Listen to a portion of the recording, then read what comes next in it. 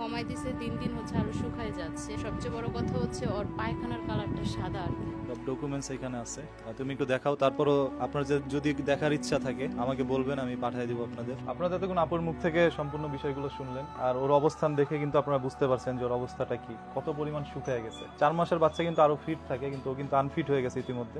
আপু একটু ওর পেটটা দেখাইতে পারবে? হচ্ছে ডক্টর বলছে আম্বিকাল হার্নিয়া আর কি, ঠিক হয়ে যাবে সার্জারির পর আর কি। আর এখানে কিছু বলার নাই, আর বিশ্বাসের জায়গাটা হচ্ছে আপনাদের কাছে। তারপরও বলবো যে আপনাদের জায়গা থেকে যে যতটুকু পারেন ওকে সাহায্য করবেন।